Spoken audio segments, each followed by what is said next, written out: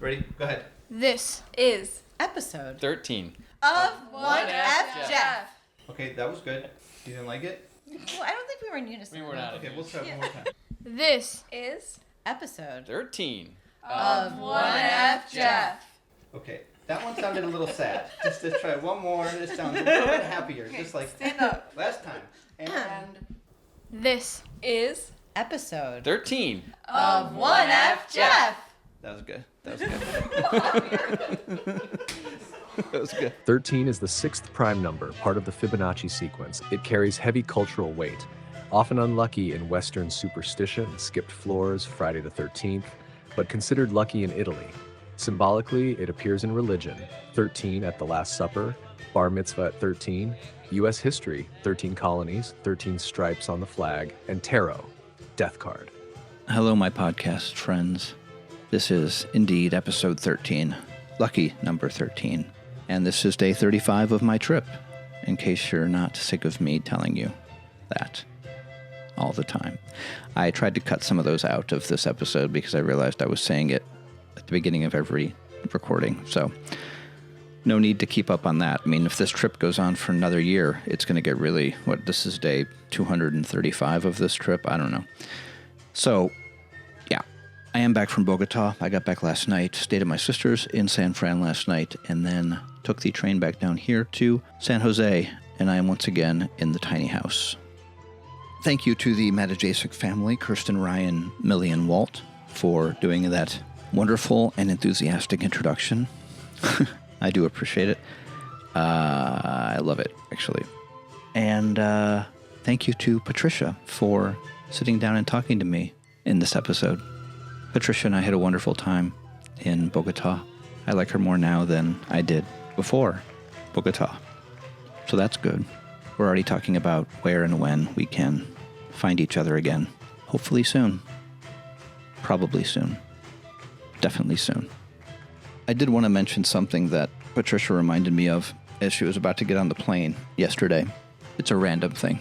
When we did the laundry in the Airbnb, when she took the laundry out and brought it back upstairs, we found we had somebody else's clothes. Like, we had a pair of socks, we had a t-shirt, and some panties. We have no idea how they got in there. The laundry machine was empty when I put our clothes in, and the dryer was also empty when I put our clothes in. At least I'm pretty sure it was. And we kind of think that maybe there's a thing in Colombia where people just, if they just want to dry a few things, they just throw them in there with somebody else's and hope for the best. I don't know. We ended up leaving them, back in the laundry room. So hopefully they will be returned to their rightful owners. The panties was the weird one. I would never, I don't wear panties, but if I did, even my underwear, I wouldn't just start throwing my underwear in somebody else's laundry. But then again, I'm an American. Maybe there's customs that we are unaware of that go on in Colombia. I don't know. If that's a custom, then I don't know what to do. Good news for my Patreon subscribers. I'll be posting some photos from my trip on there in the next day or two for you to feast your eyes on. Photos of things that I talk about in this episode. So you'll be able to connect the things, instead of using that pesky imagination of yours. If you are not a Patreon subscriber and you would also like to see the photos, well, I have a solution for you. You can go to patreon.com/onefjef, and for as little as $5 a month, you too can have the visual aids for all the episodes that I've done on this road trip. Join the club. Be one of the cool kids. Thank you so much for supporting the podcast. It does help, and it does mean a lot to me. And whether you are a Patreon subscriber or just a humble listener, thank you for listening. Thank you for being here. Here's me in an Uber in Bogotá. I'm in Colombia. I finally got here. 9 hours of flying. I'm in a car on my way to the hotel right now. I haven't slept. I slept maybe for a half an hour on the plane, so I'm super tired. But I'm alive, and I'm in Colombia, so that's something, right? My Apple Watch just notified me that it's noticed a change in my sleeping trend.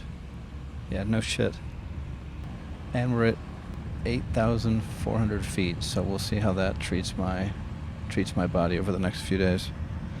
And Patricia will be here in 4 or 5 hours, so that's exciting. I can't believe I get to see her again. It's kind of magical. Hola. It is day 27 of my trip, I think. Yeah, that seems right. I'm in Bogotá, Colombia, at La Colina Hotel Cottage, which is a very quirky little, kind of out-of-the-way hotel, boutique-y hotel we stayed in for our first night. There's like 6 or 8 rooms. They're all very artsy. It's all kind of very random. There's little spaces to like sit. I think they have weddings a lot. Lots of trees. Anyway, it's very pretty. I got here at about 3 o'clock yesterday. Patricia got here at about 8:30, just in time for us to have dinner here, which was very good. Slept pretty good last night, although not enough, and I'm feeling quite tired today. I think it's a combination of altitude and continued lack of sleep. Hopefully tonight I'll sleep well. We're about to go to the hotel that we're staying in for most of the trip, which is basically in the city. I don't honestly know exactly where it is, but it's in a popular area, so that'll be good. Patricia's good. Things are good. I'm going to try to get her to talk on this at some point. I can't quite believe I'm in Colombia. Very surreal, because like about a month ago, I had no idea that I was coming to Colombia, and now here I am. Life is random if you make an effort.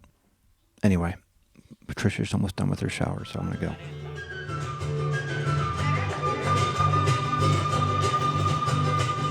Hola, buenos dias. It is the 29th day of my road trip, journey, experience, call it what you will. I've been doing it for 29 days now. That's a month, is it? Or is 30 days a month? Whatever. I am lying on my bed in our hotel room in Bogotá, Colombia.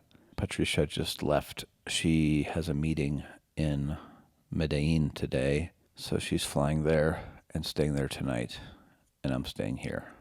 Yesterday was kind of a recovery / acclimate day. The first night hotel was very cool and quirky and interesting. The vibe was weird, though. It was like there was a man there who worked there. I think he's one of the owners, who I really just got the impression he didn't care for me. And I don't know why. And it was really strange. Either that or he's just terrible at hospitality, because I didn't feel welcome at any point by him. And that's not good for a hotel or a boutique motel, whatever it is. I liked the environment and the whole aesthetics of the place, but the hospitality element could use some work. The food, though, was spectacular. I'm now a fan of ceviche, thanks in part to Patricia and thanks in part to the place we stayed last night.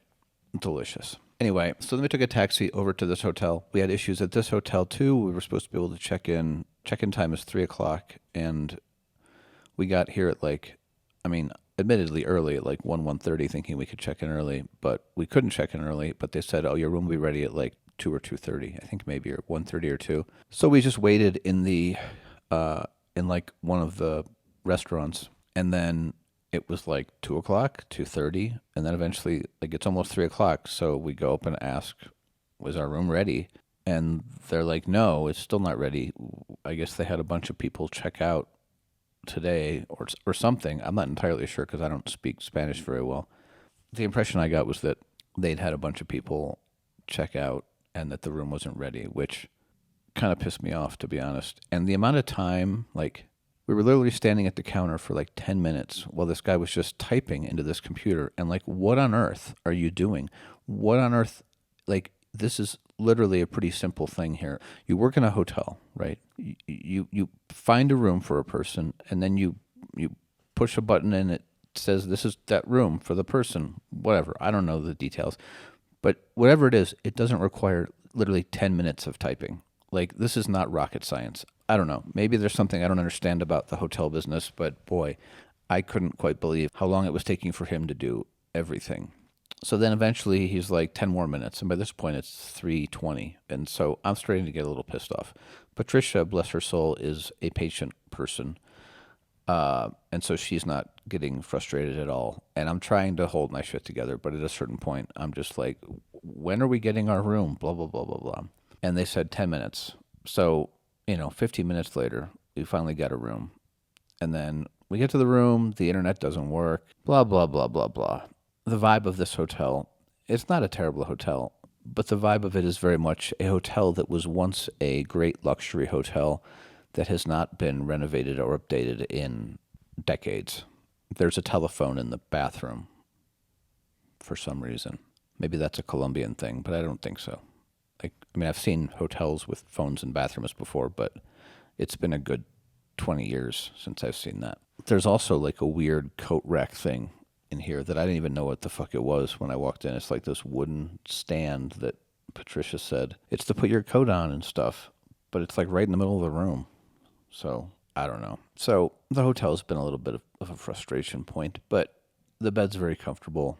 And, and then in the middle of the night, I accidentally knocked my water bottle, which is sitting like on the nightstand right next to my bed. I accidentally knocked it off of the nightstand because it made something like it's a hydro flask, so it's like metal, so it made a loud noise.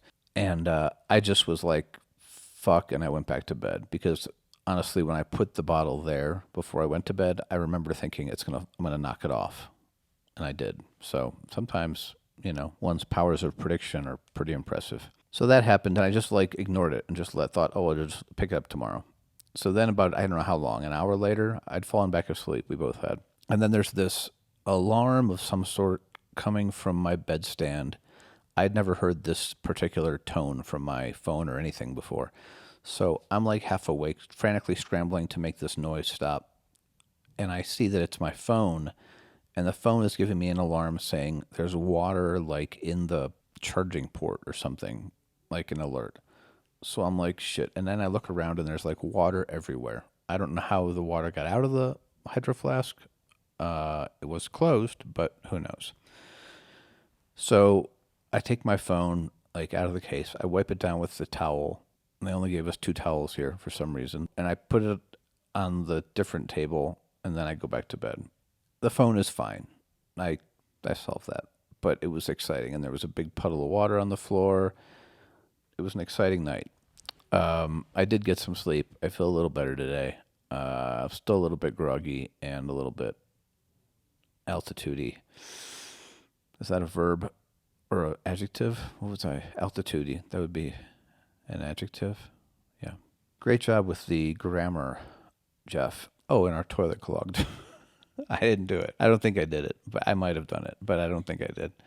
But the toilet clogged. So that's exciting. So it's been an eventful 24 hours, and there's no coffee in the room. For a country like Colombia that is so known for its coffee, they really are stingy with it. They don't even deliver it for room service. There's a room service menu, but there's no coffee on it. They won't deliver coffee.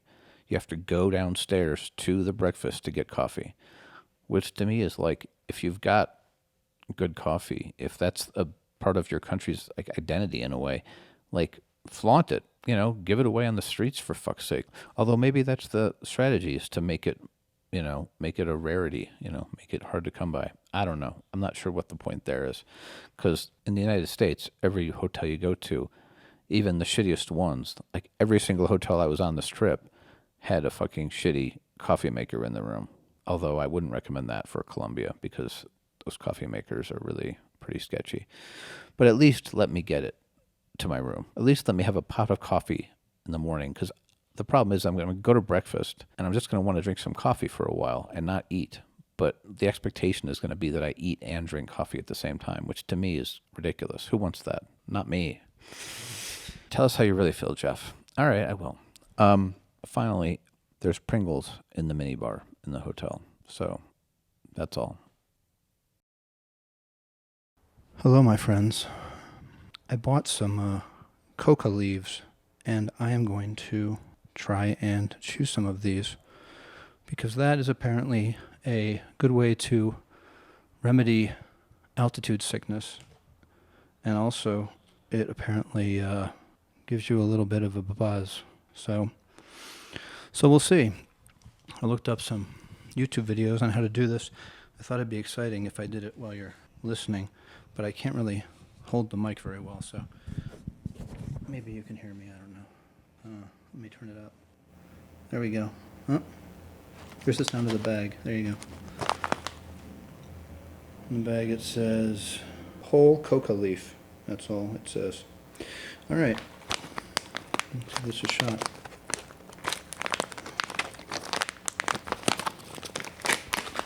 I'm going to take a bunch of these. I don't think this is going to taste very good, but in fact, I can almost assure myself at this point that this is going to taste rather awful, but you don't know until you try.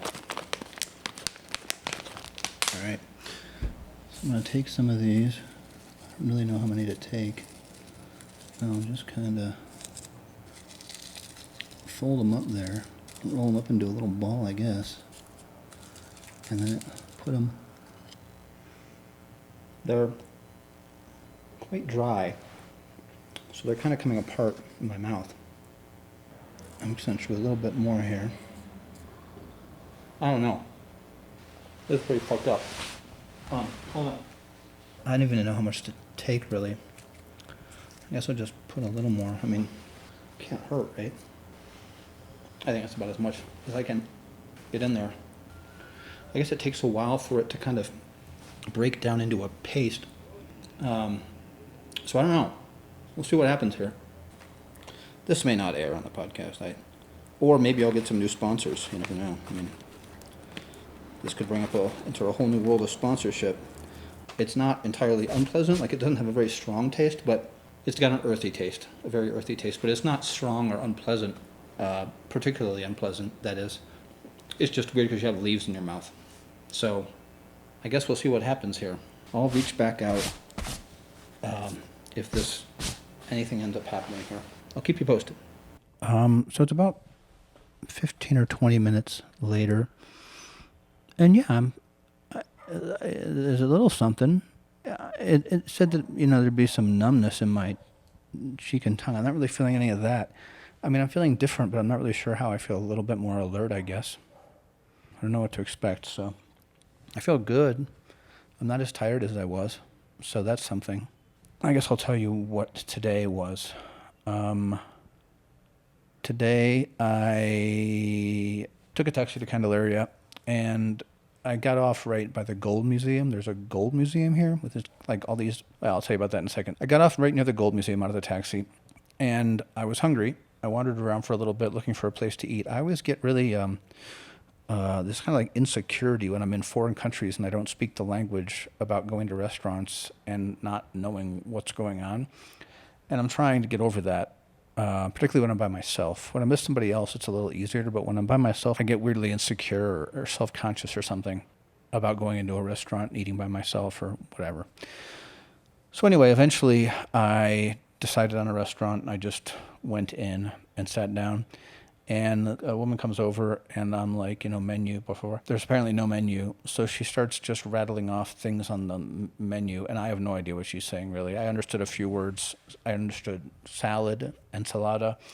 I understood carne, anyway. Understood that. So I was like, okay, ensalada. I have no idea what I ordered. I had no idea. So she brings out this plate, which had it had a piece of like very thin steak on it, and then it had a pile of rice with a sunny side up egg on it, and then it had a little salad on the plate, and then there was some 2 small pieces of corn on the cob, and some gravy on it. It was quite good. Oh, she also brought out some soup, and I think it might have been that famous Colombian potato soup, but I really have no idea. But it was pretty good. Yeah, I ate all of it almost, so it was good. And then she brings a piece of paper over with the bill, how much it was, and I'm like trying to say do you take credit cards? And I couldn't explain it, so I take my wallet out and I show her, my credit, and she's like, oh no, and I'm like, oh okay, and I'm thinking, oh well shit, I don't have any cash on me, so I'm not sure what I'm gonna do. So eventually I go up to the counter and I have my phone translation app to say, like, to show her, like, is there an ATM? I don't have any cash on me. And apparently it's not that they don't take credit cards. Their internet is down or was down, so they weren't taking any credit cards. So they told me where an ATM or something, but I just saw there was a bunch of exchanges, like money exchanges in that area. So I just went to one of those and exchanged $20 and brought the money back. Very exciting. So then I went it started to rain. I was wandering around for a while. It started to rain, so I went to the Gold Museum. Oro is gold in Spanish, I think. And it was basically a giant museum full of one of the largest collections of, like, historic gold artifacts in the world. Like, they have all these, like, tribal artifacts made of gold. There's exhibits on how they, mold them, all this kind of thing. It was impressive. I mean, I'm not really into gold that much, to be honest. And it was a lot. It was like 4 floors of it. So I kind of, like, rushed my way through. It was also only $1 to get in. So I wasn't, like, breaking the bank. There was some cool stuff in there, but by and large, it was kind of like, I mean, if I'd been really into gold or artifacts, then that'd be sweet, but not really into either of those things too much. I mean, artifacts, depending on the artifact, but there was a funny one where they showed, like, a dude in, like, a burial chamber. I forget what the context was. And there was, like, a big gold thing that they, I guess, put on his dick or his penis, pardon me. And it was small. It was a small little thing. So it made me wonder, like, how he fit it on there. Maybe they had smaller penises back then. I don't know. And then there was one room in there where you, like, walked in the dark, and there's a person standing, there's a round room, and there's a person standing there, like a guard with a flashlight to help everybody get in the dark. And then, like, these bizarre tribal / animal sounds start playing, and the lights start flashing on different gold objects. It was like about a 5 or 10 minute show. I didn't really understand what the point was. Aside, it seemed like this was all the leftover, like, pieces of gold stuff they didn't know what to do with, so they just decided, we'll make, like, a little fun performative. I don't know. It was weird. Then there was, like, a hole in the floor with glass on it, and there were, like, gold things down there too, like gold little pendants and artifacts and stuff. Weird. Interestingly, no gift shop. You'd think there'd be a gift shop at the Gold Museum. You think there'd be a real big opportunity for a gift shop at a gold museum, but no. Anyway, so then I walked through a market or two, walked through, like, a souvenir market kind of thing. And I really don't care for those. Like, I did those in Mexico. There's a ton of those in Mexico, these, like, markets for souvenirs. And, like, it's just the stands. There's, like, a bunch of stands. And everybody kind of has the same thing for the most part. Like just little variations of things, but a lot of people have just the exact same thing. And what I don't care for about it is there's always this, like, I feel pressure to buy something because everybody's always like, oh, hello, buenos dias, buenos dias, buenos dias. And then if you stop for too long in front of a stand, they, like, start engaging you. And I don't want that. I just want to be able to browse, right? Without being pestered into, buying something. I do need to get a magnet, and there are an abundance of magnets. It's the amount of magnets that were being sold was truly impressive. But what they don't have, again, is stickers. And I found this in Mexico, too. Like, I feel like maybe Latin American countries are not capitalizing on the American kind of sticker trend. I think I stumbled upon one souvenir store in Mexico City that actually had stickers that said, like, Mexico on them. That was it. And I didn't see a single sticker in any of these souvenir stores at all. So I didn't buy anything. I just kind of walked through quickly. But everybody said hello to me. Everybody, it was like I was a celebrity. I mean, I don't need any more things. Souvenirs are weird, right? Like, I'm not going to wear a T-shirt that says Colombia on it. I already have enough mugs, because that's the thing I would get. So I usually just get magnets and stickers, because a magnet I'll just put in my fridge, and then that's fun. That's where you were. It's a small thing.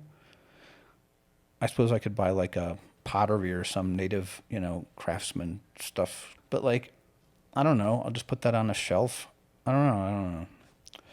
Not really my jam. And then after that, I just kind of wandered around that area for a while, and it was kind of fascinating. Like, it's a very chaotic city. It's one of these cities where there's just, like, motorcycles kind of everywhere, going wherever they want, seemingly. Traffic laws are kind of like suggestions, maybe. I couldn't really tell. but you can just kind of there's like alleys and wandering. Like, it's kind of neat. I stumbled into this one area that was clearly like the book selling area, and there's all these book vendors. It's like a book marketplace, and there's tons of book vendors everywhere. That was huge, actually. And then I stumbled into another area that was like clothing, household goods vending market area.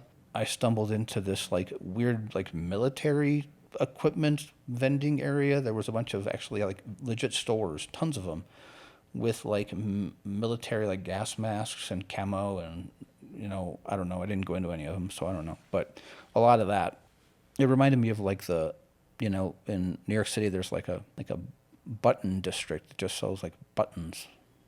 Anyway, the weather's nice. It's like spring all the time here, they say. It's weird. It'll be like sunny and beautiful, and then like 5 minutes later it'll be like raining, but not like pouring, just like kind of raining. And then 5 minutes later it'll be kind of sunny again. So, and then what else? Oh, and then I stumbled upon a church. I don't remember what church, Guadalupe something. Patricia said that like it's a extremely Catholic country, and this church was definitely intense. Like there was one little like, you know how they have these like stalls where people can pray at on a church, like around the outside. One of them had this like statue kind of thing depicting Jesus like literally being like whipped by whoever, like a guard. And it's just like this bloody, tortured Jesus. And again, it makes me ask myself, like, what would Jesus think of this?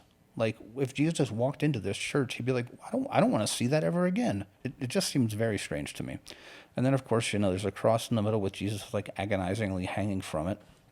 Or dead. I don't know. Very weird. And I was raised Catholic, so I think I'm allowed to do this, to talk about it like this. But it was a beautiful church. It really was a beautiful church, aside from the graphic depictions of Jesus. Bogotá's cool because it's like in the mountains, and it's kind of surrounded by mountains. So like you get these vistas where like with this church, you could see the church, and then behind it there's like a mountain, like a green mountain behind it. It's really pretty. And this big square was full of pigeons, so many pigeons. And there was a little boy who I think just hangs out there all day and like plays with the pigeons on his finger and stuff. And I thought, that's not a good idea. Do his parents know that he's doing that? It's just those pigeons. I mean, they're flying rats. Let's be clear. It was a big square, and there's like pigeons, government buildings, big church, lots of people, a statue of somebody. You know, one of these big squares that they have in Latin American cities and other cities too. And it was cool. Took some pictures. And then it was like 4:30, and I thought, well, it's going to be rush hour, so I should probably get a taxi home or back to my hotel. I was also getting kind of tired. And I did stop and buy some of these coca leaves, which I think are actually working. Oh, and that was a weird place. It was like a mall that I stumbled upon. It was like a mall, but it was outdoors, but like indoors. I don't know how to describe it. It was like a green, like a lime green color, and all the stores inside, it was 3 stories. All the stores were like tattoo shops, tattoo parlors, mostly tattoo parlors, tons of tattoo parlors, and then sex shops, and then head shops, and then this one hairdresser, I think, and then the leaf store, the coca leaf store. It was weird. There was this giant weird green dome thing, right? It was like, must have been built in the 70s. It was very weird. I wish I'd taken more pictures of that. But I felt weirdly out of place in there. I don't know how to put that. So yeah, and then I decided it's time to get a taxi. So I Uber a taxi. It takes like 10 minutes for it to get there. And it's supposed to take us 30 minutes to get home. I shit you not, I was in this taxi for like an hour and maybe 20 minutes. The traffic in this city is legitimately off the rails. Patricia mentioned to me when we first got here, that they really are in need of some serious like infrastructure, because there's like 8-9 million people who live in this city. There's no subway or anything. There's buses, lots of buses, but there's no subway or anything really else. So as a result, during rush hour, the entire city turns into like fucking gridlock. So yeah, it was like an hour and 20 minutes in the taxi to get home. And I had to pee, and I was hungry.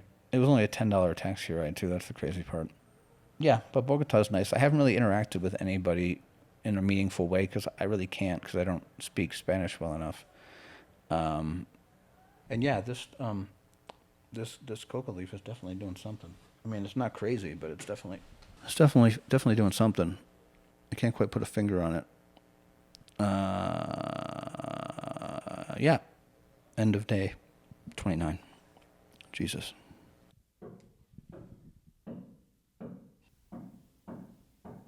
Do you hear this? It's 8:45 in the morning, and there is somebody doing construction on the room above us. Day 30, 1 month. I've been traveling. Clearly some construction going on. So when I went down to breakfast, I went to the front desk and asked the man, about the banging, and he said that it would stop again. So I had my breakfast, and then I went back upstairs, and there was still banging, banging, banging. And I don't know, maybe this is just something that people in Colombia deal with, noise in hotels, but I don't feel like it's crazy to want a room that doesn't have a loud banging on the ceiling in the morning.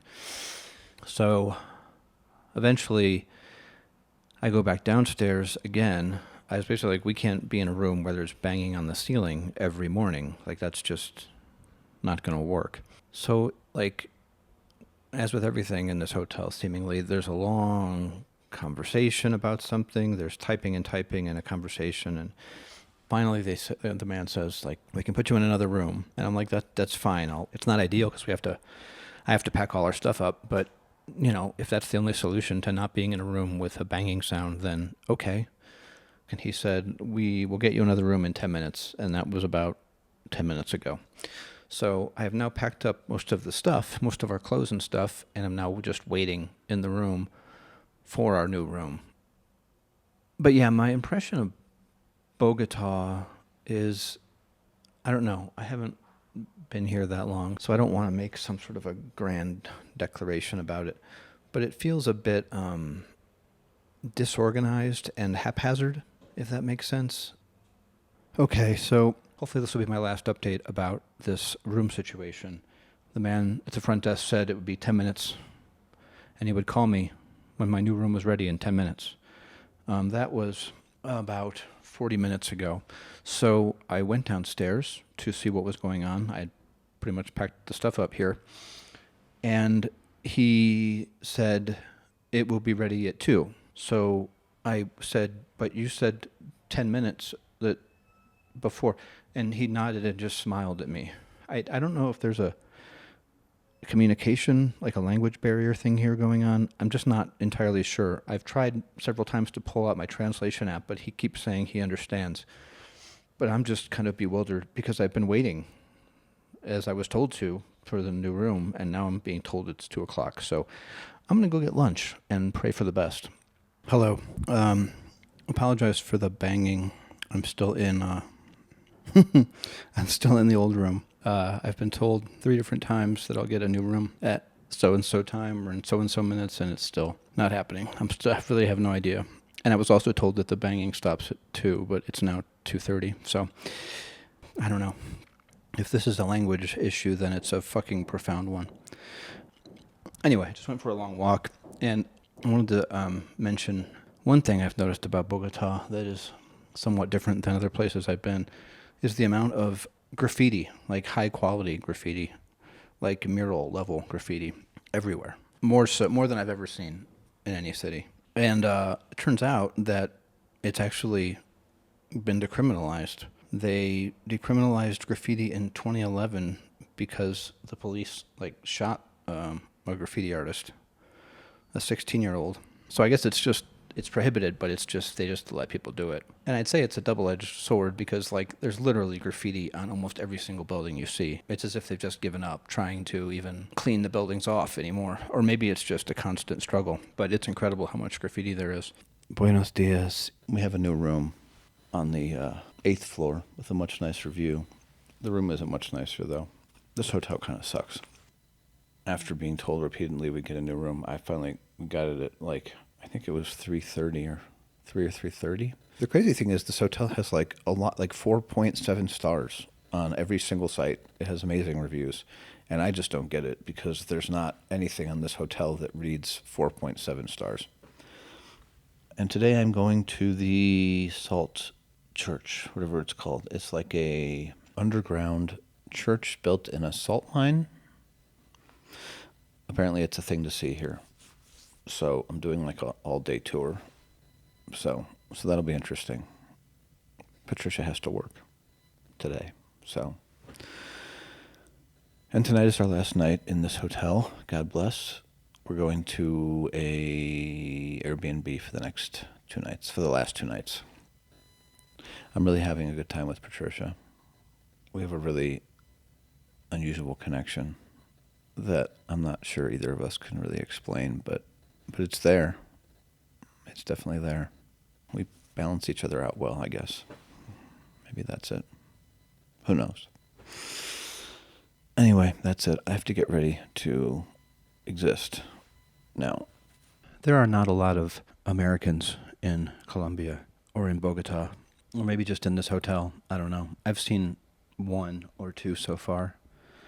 The one I saw this morning at breakfast was wearing like a anti-COVID lockdown shirt with American flags all over it.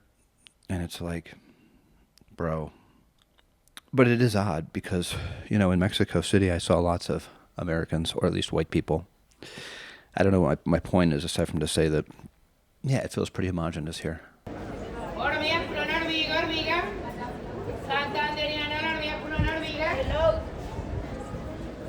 Buenos dias.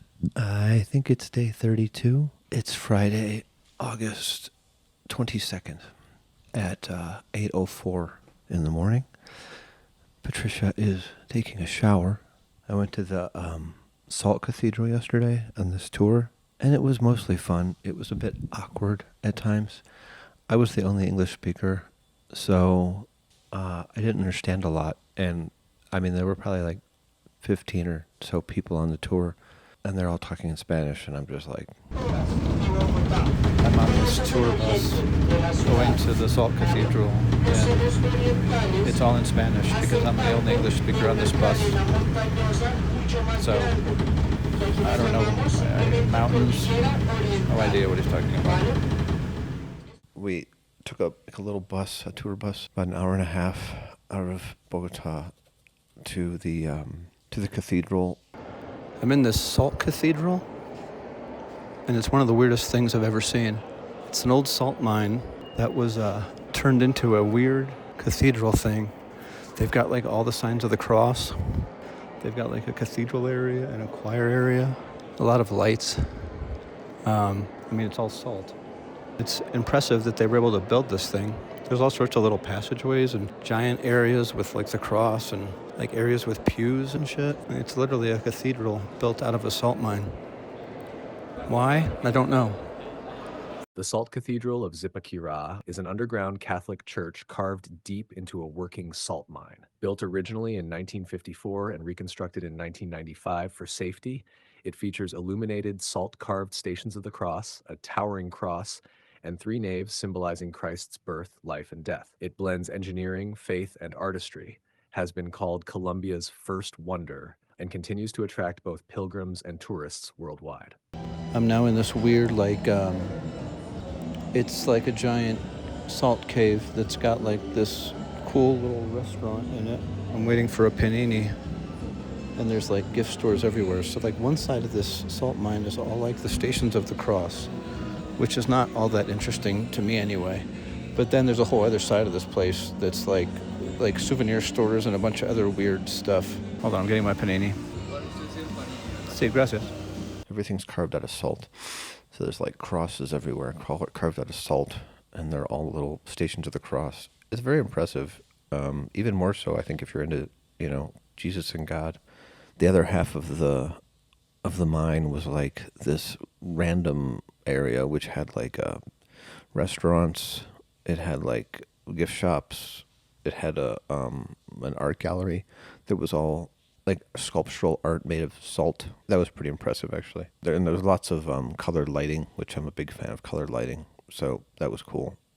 After the Salt Cathedral, the tour that I was on went to this little town near the Salt Cathedral that, God, I wish I could, again, tell you. Maybe I'll just like insert Bing Bong talking about the town. Zipaquirá is a historic Colombian city founded in 1600 but inhabited by the Muisca people for centuries before Spanish colonization. The area was an important center for salt production, which sustained Muisca trade and wealth long before the Spanish arrival. The city preserves colonial architecture, a lively central square, and cobblestone streets. Its name comes from the Zipa, the leader of the Muisca Confederation. Yeah, so we walked around there, very cool historic churches, all these things, and then went to lunch at this meat place. It was just like insane amounts of meat. I didn't get much meat because it was like lunch, and I don't want like a pound of meat for lunch, but people in Colombia really like their meat. But it was interesting. There was a band that played.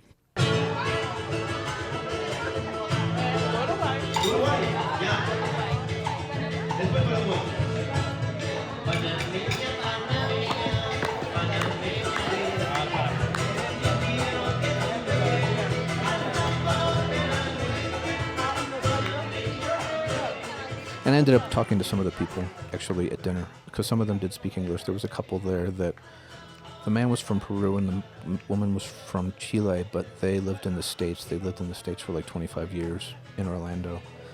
And so I started talking to them and to the tour guide.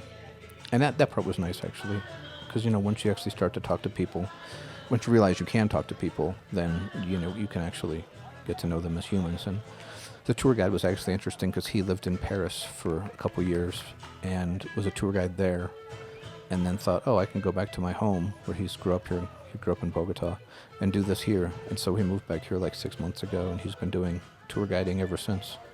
And he loves it because it's his home. So then we had lunch and took the bus back, got stuck in traffic as always. They are apparently going to build a subway, an above ground, not a subway, but an above ground train soon, but who knows when that's going to happen. Apparently it's the only North and South American capital city without a metro. Maybe it's large cities. I don't know, something about it being one of the larger cities in America, in the Americas, without a metro at all. Patricia says it's August 22nd. I think it's the 32nd day of my trip. I'm here in our Airbnb with Patricia. Say hi, Patricia. Hi. Very good, very good. Our new Airbnb it's small, but it's nice. It's in a different neighborhood, which is cool. We're doing laundry right now, which is quite exciting because I was out of underwear, and that was not going to go well. Today we went to Montserrat, which is this church on the top of a mountain here in Bogotá, very famous. We took was like a funicular to the top, like a train kind of thing, a very steep funicular to the top, and it's at like 10,300 feet. It's a very old church. I should have looked up some interesting facts about it before. Montserrat is a 10,341-foot mountain that towers over Bogotá, crowned by a 17th century church and shrine that draw pilgrims and visitors alike. It has long been a religious site, originally sacred to the Muisca people before the Spanish built the church dedicated to El Señor Caído, the fallen lord. Today, it is one of Bogotá's most famous landmarks. The coolest thing is you can see the whole city. Like, it's a beautiful view of the entire city of Bogotá. Like, incredible. And, yeah, we walked around there. We took some pictures of ourselves. It was really pretty up there. What was I going to say about it? Oh, it did occur to me when I was up there looking at the view of Bogotá with Patricia there that if you would have told me a year ago that I was going to be in Bogotá, Colombia with my Mexican girlfriend, I would have told you you were out of your mind. But here we are. Life changes quickly sometimes and unexpectedly and in good ways. So I'll take it. So on the way down, we took it was like a cable car. Is that what they call it? Like a gondola kind of scenario. And the line for that was very, very long. And I'm not good in long lines or crowds, as Patricia has become aware. But we finally got on the thing. What's it, Patricia? What are you going to say? For the laundry. Oh, Patricia's going to go get the laundry. That's very nice. The laundry bag my laundry bag is down on the table downstairs, the gray one. She's not saying anything because she doesn't want to interrupt the podcast, I guess. She's going to have to talk on the podcast at some point. I'll get a couple of drinks in her. She'll talk a little more if she gets a couple of drinks. She's giving me a look right now. Anyway, we took the gondola down, and then we went to the Botero Museum. I didn't really know Botero. Once I saw a few of his paintings, I was like, oh, I get it. I remember him from art history. He just draws basically fat people and fat things. And it's quite funny. He has a famous one of a fat Mona Lisa. He has one of a fat nun. He has one of fat Adam and Eve. They're all very funny. And he died in 2 years ago, I guess. But he has this entire collection in this beautiful house of the paintings that he has collected and his paintings and sculptures and so forth. There was like Picassos and Rembrandts and no Rembrandts that I saw actually. Uh-oh, Patricia's at the door.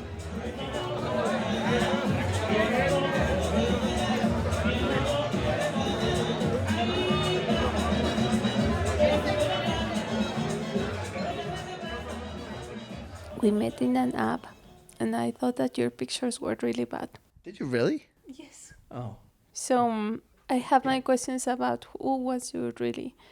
And then I can say that finally, the day that I met you, when I was crossing the street and I saw you, I thought like, the pictures are really bad. She fainted on the street when she saw me. No, they're not. But I thought that you were sexy. The pictures I think are still good that I have on my that I had on my dating profile. Yeah. I don't think so. Well, they worked on you. You insisted. If the pictures were so bad, then why did you swipe on me? I don't know, was in the mood maybe, and you was insisting. No. But you swiped on me, so we wouldn't have matched had you not swiped on me. I saw already that you like me because it's this app that you saw when people like you. And I think I don't remember if it was a message that you sent me or something that I thought like, maybe I can give a chance. That doesn't make me feel as good about. But I can say when I feel like saw you in person since the first time, I feel attracted to you. And now how's it going? Fine. Good, fine. That's great. I'll take it. Tonight we went to what was the name of that nightclub we went to? The one that we didn't stay because it was... No, the one that we stayed at with the demon people, the horned people running around. Andrés Carne de Res. Yeah, Andrea Carnavides. Carne Carne de Res. de Leves. Res. Res. Can't do that sound. Soft R. I'm going to be honest. I feel like I was disappointing tonight because I didn't, I wanted to dance and I offered to go out there and dance, but you didn't. The music was bad. What? The music was not really... I didn't mind the music. Only one song. Right. One singer, I like it. Well, I would have gone out. I just want to be clear that I would have gone out and danced had you pulled me out there. I thought that was more comfortable to stay there than be in the dance floor. All right. I don't feel so bad anymore. Because sometimes I do want to go dance with you. Sometimes? I definitely do. Maybe next time I'm in Mexico. There's a funny story. When I was in Mexico, me and Patricia met. We spent the whole week together. And then I think it was the last night that I was there. And we went to that nightclub. I forget what was it called. Patrick Miller. Oh, yeah, Patrick Miller nightclub. And we went there. I think it was probably 10 or 11. And we got there and there was nobody there. And we paid the cover and we went in and it was just empty. And we just stood around for 10 minutes and we're like, let's just go. We have to try that again. But we'd have to stay up late. That's the problem. There are different bars that we can try. It's just difficult because if the band doesn't start till midnight or whatever. There are some places that they start earlier. Okay. Well, next time I'm in Mexico City, we'll try a different one. Yeah. How many times have you been to Colombia, Patricia? 5, I think so. Oh. Am I still invited to the wedding in Medellin? I don't know. I need to ask to my friend. Oh, now it's not. And now I'm getting uninvited to the wedding. Look at that. You don't even get a +1? I don't know. Oh. All right. I need to ask. Tell me about your job. Which job? The best one. I know. It's difficult. I have my heart is with one, but I like sometimes to do different things. Which one is your heart with? The one that is my full time. What is it? What do you do? I am project manager. In charge of the implementation and the selection of partnerships. She works in a nonprofit. A national organization. And she helps developing countries, people in, if you're going to have to correct me because you're not going to tell me. In developing countries, you help organizations that are doing green energy projects or projects that are good for the environment, helps them deal with getting funded and navigating the government. Through get investment. Getting the money to make the things work. And enable their environment through these different policies, barriers that they have. Which country has been the most... Impressive? Yeah. Impressive in which way? I don't know, like which country have you worked with the most in terms of getting green energy projects off the ground? I work with all of them. Every single one, America too, United States? No. Yeah, maybe Africa has been impacting me more, and depends on the project. Some countries are more interesting than others, but I can say that Asia is also very, very impressive. They are using a lot of technology. That is quite impressive. So I cannot choose one. But not the United States. No. Bueno, I don't know what is happening in US. Neither do I, yeah. No, I don't think anybody does. Tell me about the first time that you went scuba diving. Was in Mahawal. How old were you? I was... good question. Maybe 25, 26. I think so. Yeah, like 26. Okay, and is this something you'd wanted to try for a long time, or was this somebody else's idea? No. I always wanted to try it, but a friend convinced me to do it, like rather than wait, because I was always thinking like, well, maybe one day that I do it that I go to the beach and I have time so I can get certified and dive. So I don't know when it will be. And a friend convinced me to take the course in Mexico City, and where I learned to dive.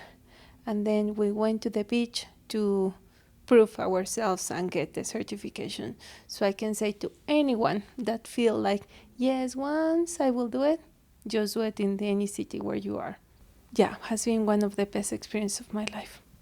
Like you knew right away that this was a thing that you were like, oh, this is my jam.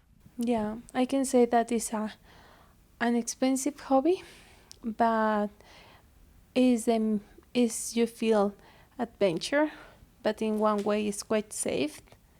Yeah, it's another feeling to be undersea. How many times have you done it now, you think? Maybe around 60, between 60, 70 now. But I would like to do it more often. If I will be living in the beach, yes, I will. I am quite jealous of those divers that live just in the beach and they can do it every weekend. Was there one that sticks out, or one dive that sticks out and you're like, oh, this was amazing, we saw this? I think it's difficult. I can say which one has been my worst. Okay. My worst one has been in US. Of course. Where in the US was it? In Florida. Of course So at the beginning when I learned, I wanted to dive in every place. Doesn't matter if it was famous, good or not. I wanted to dive. So we went to Miami and was like, okay, beach, Caribbean, perfect, no? So I found on internet this dive center close to Miami, but was in the Florida area, no? And so yeah, we were in this boat and we're like maybe like 20 or almost 30. It was quite crowded. So what happens is that the guys that were like sailing, or how do you call the captain? The captain of the ship or whatever. Yes, they were drinking. Oh, that's a good sign. Exactly. They were drinking with all the divers, like a full boat of divers. Then no one went with all. So my partner was my partner. They were like, to the others, they were like teaching them like, okay, this is the way that you navigate. And it's the first time that they have how do you call this, brújula? The thing that you see the east, west. Compass. The compass, exactly. So yeah, was the first time that some people saw a compass, like use a compass in his life. So the good part is that my body, he knew how to do it, no? And he was even very prepared because like in the Caribbean it's normal that you have this, how is the name of this kind of balloon fish? I forget, globe. Blowfish, pufferfish? Exactly. Like that? Yeah.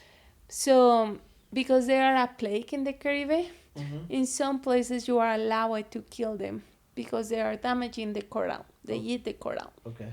So this guy was a kill of pufferfish. They were like the assassin. He was like killing all the pufferfish. He has all the diving, he's killing them all. Exactly. Wow. He was a master of the pufferfish. Wow. So he was really good. But the things that we saw first, I have this memory of a shark swimming through a car battery in the bottom of the sea. Swimming through a what?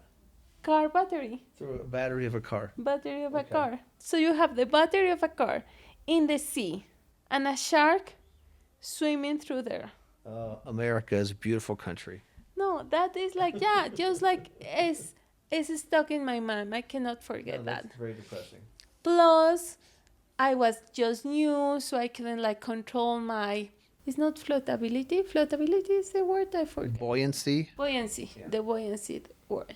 So the buoyancy. So I was very unstable, blah blah. And one of the rules in the dive is you need to do a safety stop. Is 3 minutes below 5 meters of the surface, no? So it's a way that your body decompress. Right. Depending of how long did you dive, the deepness, blah blah. Otherwise, you require more stuff, no? Freaks me out. But it's the general one.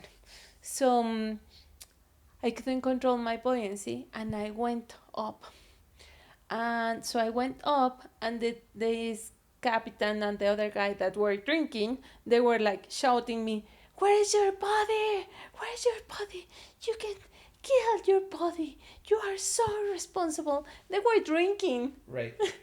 And they were telling to me that I was unresponsible because I was just new diving. Very Florida. Very, very Florida. Yeah. So, sorry, Florida, but don't dive. No, it's okay. You Florida has a reputation for a reason, and I feel like that's I imagine that there are another, that's why this guy was diving every day there.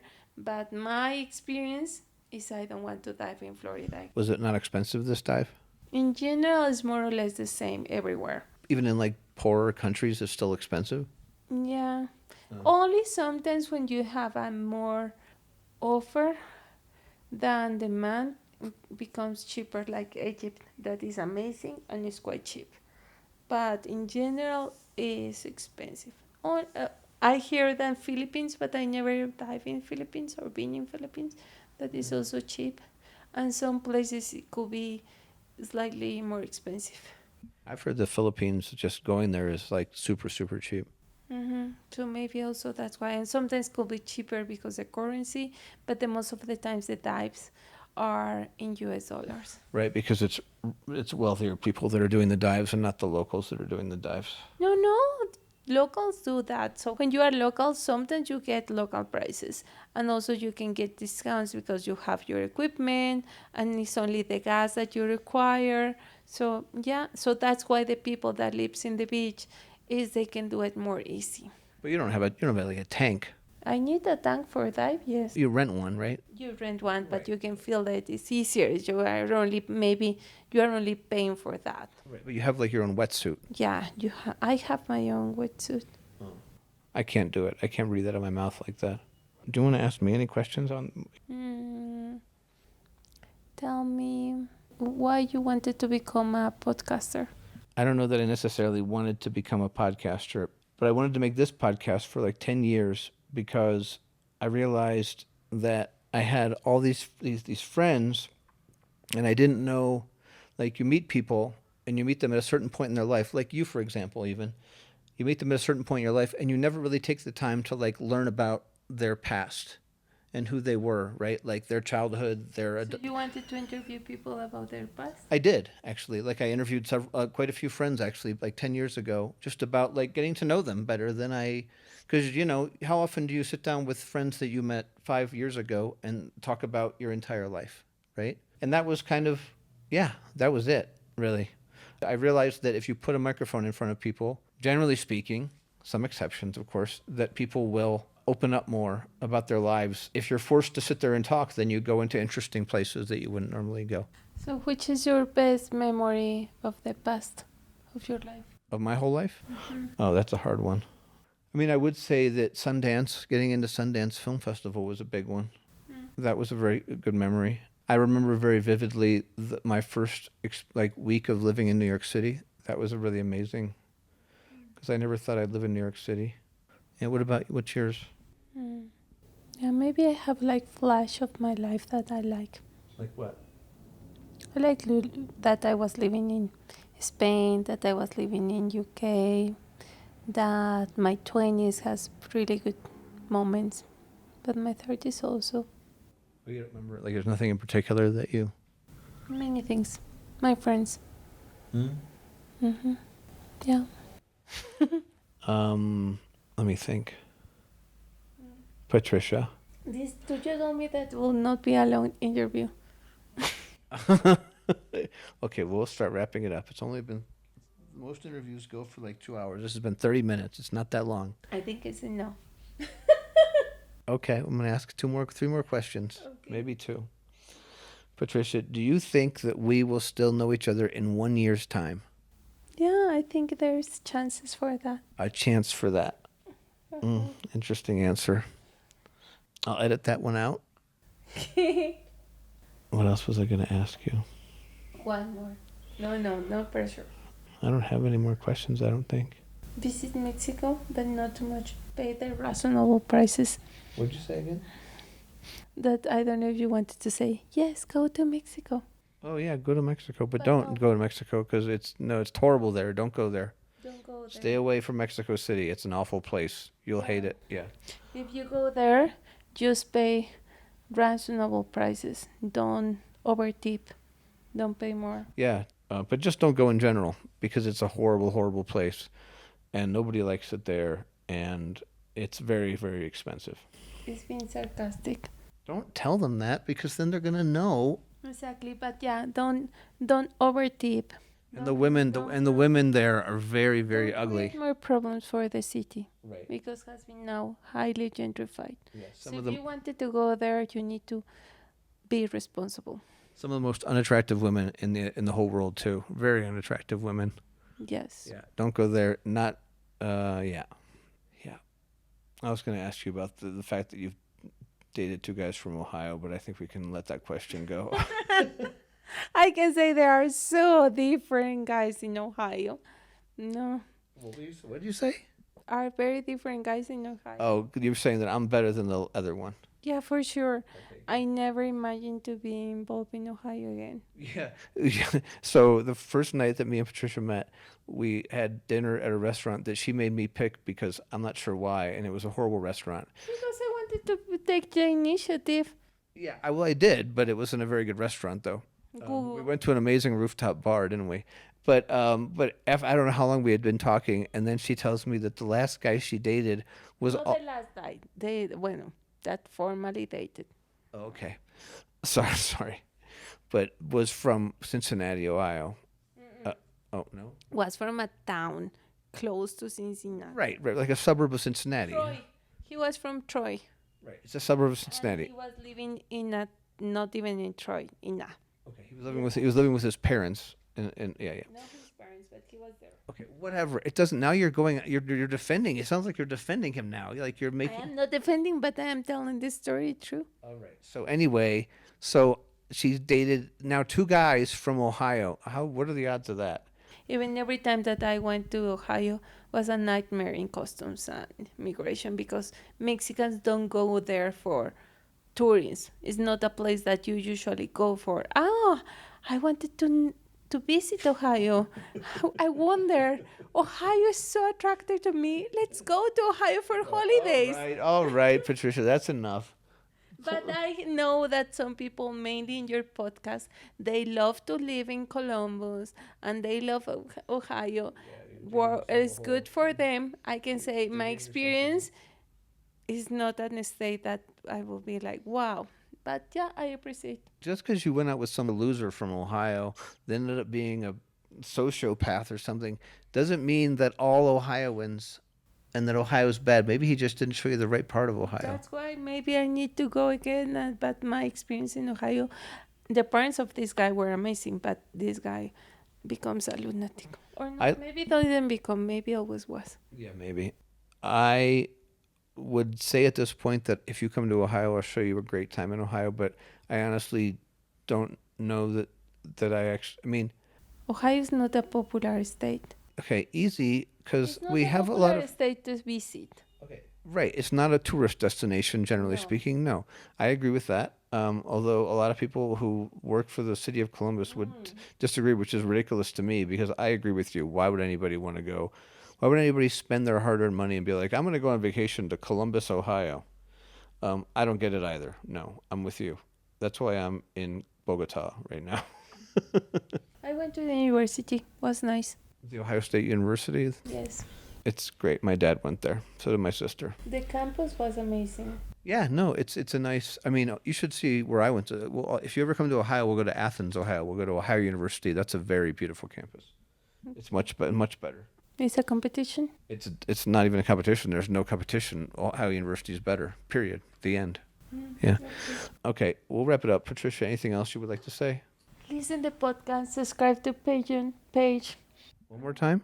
Subscribe to Pigeon page. Rate, review, and subscribe. You mean? Yeah, but this which is the page is the Pigeon. Oh, go to my Patreon. Patreon. Sorry. The Patreon. Go to the Patreon page. Subscribe. Give money. Thousands is better, but in dollars, not in pesos. Good job. Yeah, have fun. I'm trying to think if I have anything else. Thank you. Yeah. Thank you. Thank you for actually talking to my podcast, Patricia, finally. Okay. Yeah. Everybody's been wanting to hear your voice for a long time, and now they get to hear it. Now they get to hear her laugh. See, listen. That's what Patricia sounds like when she's laughing.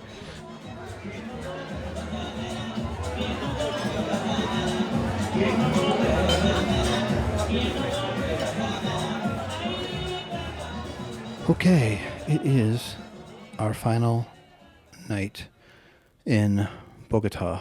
We're packing up our stuff and getting ready to go to our last dinner here. There's Patricia wearing lovely earrings and looking very nice tonight. We woke up slowly because last night we went to I think I talked about the crazy club with the demon people last night.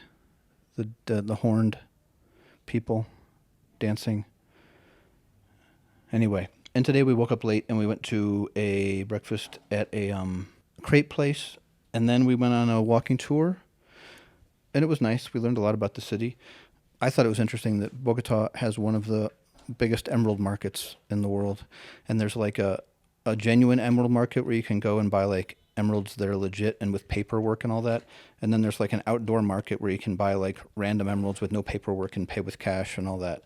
But the emeralds are all real. It's just like different levels of qualities. Anyway, I thought that was interesting. But yeah, it was a really cool tour. We saw parts of the town we never saw. This like old historic part of town that we ended up abandoning the tour about halfway through and then wandering around the historic part of town and eating at this very cool restaurant with like a spiral staircase to the top floor. I'll put pictures on the Patreon page. Where did we go next? We just wandered around, ended up at this print shop where I bought my souvenir. It was getting very, very crowded. We were in like a crazy crowded area. So we went and tried to get a taxi back, an Uber back. But it was like 6 or something, or 5. I don't know. What time was it? 5 or 6? Yeah. And so we couldn't get one, so we kept walking, and then we ended up in like a sketchy part of town.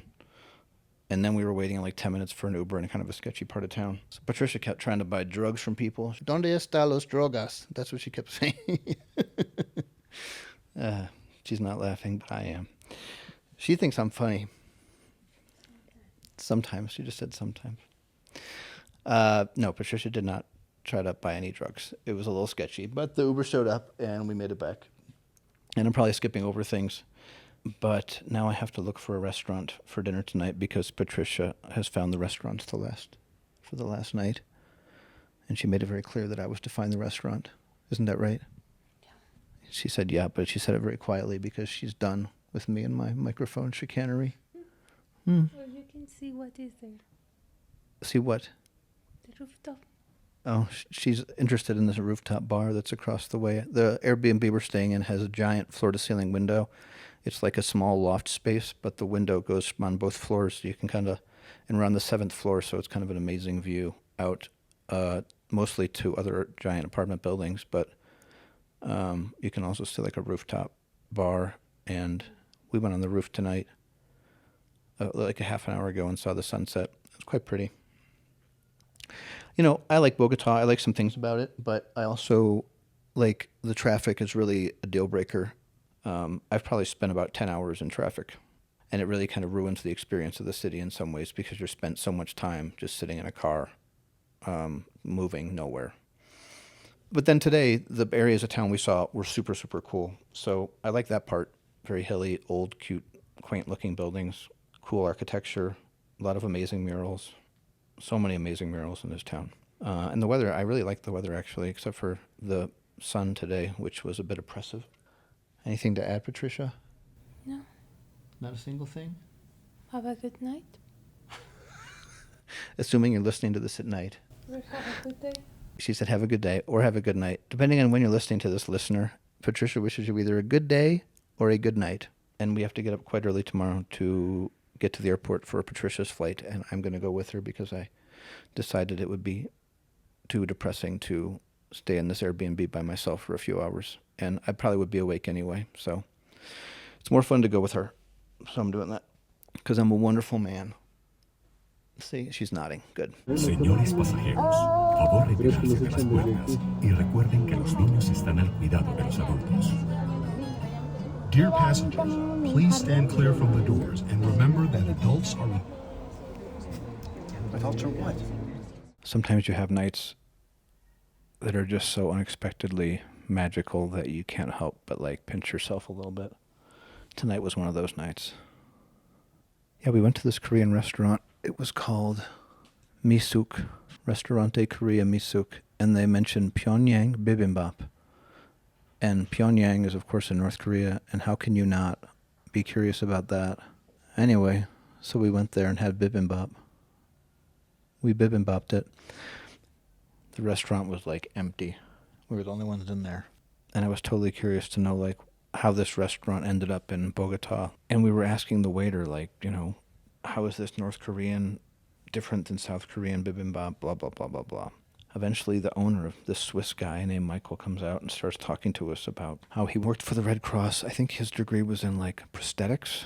And he got I don't know, what do you call it, a directive to go to North Korea to build, I think it was like recovery centers because people were having frostbite so bad because they didn't have proper footwear and it was so cold.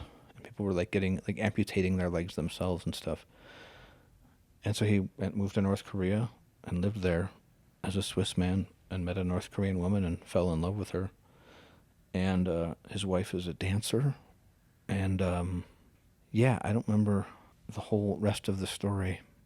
The Swiss man married a North Korean woman, started a restaurant in Bogotá with their kids. He shared his best soju with us, told us stories about getting out of North Korea. I think he's going to be on the podcast. He gave me his email address, and we met his wife, who's a North Korean, and his kids, so it was pretty special. And then we met the women on the street. They needed real help with the Uber. Not even a smile from Patricia. I don't know if she understands my humor sometimes. But as we're walking back to the Airbnb here, and we're just walking down the street, and these two women are like, "Can you help us?" in English. And I'm like, yeah. And Patricia's like, yeah. And clearly Americans. And I'm like, how do we get, and this, I'm not exaggerating the voice. They're showing us their phone, like, how do we get here? They have a map app. They have like Apple Maps. How do we get to this? And it's like some steakhouse they're trying to get to. And it's like a 7-minute drive. So they can't walk to it. But then, what do we do? How do we get an Uber? Can you help us get an Uber? Where are you from in the States? They didn't even know how to use the Uber app. So we had to, open the Uber app for them on one of their phones. And of course, I mean, they're probably two women in their 60s, maybe. Patricia opened the Uber app and types in the destination. And thank you so much. It was so wonderful. Thank you for your help. Oh, I don't know what they would have done if they hadn't come across us. Yeah, I have no idea. I'm about to board my plane to leave Bogotá right now, to leave Colombia. I saw Patricia off about 3 or 4 hours ago. It was real sad.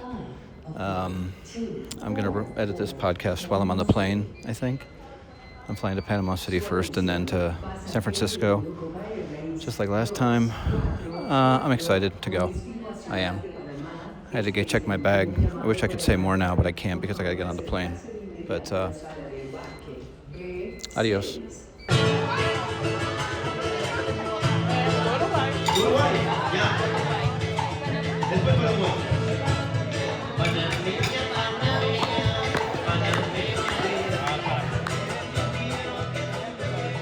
Y ahí lo tienes.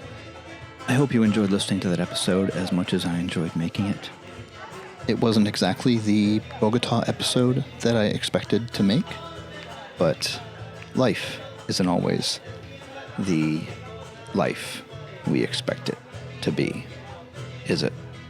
All the music you heard in this episode, including what you're hearing underneath my voice right now, was recorded in various locations in Bogotá over the past week. This one was actually recorded at the meat restaurant after the Salt Cathedral tour. I haven't asked for a while, so I'm going to do it now. Please like, rate, subscribe, and review on whatever podcasting platform you're listening to this on. It does help, and it does bring me joy. And please do share this podcast with anybody you know who may possibly enjoy it. Your mom, your brother, your sister, your kid, anyone. You can text them a link. And then they write back, I don't have Spotify, if you send them a Spotify link. And then you write, well, it's easy. All you have to do, just search for onefjef on whatever podcast platform you use. And then they say, I don't listen to podcasts. And then you say, well, you should start listening to podcasts. And you should start with onefjef. Very good, Jeffrey.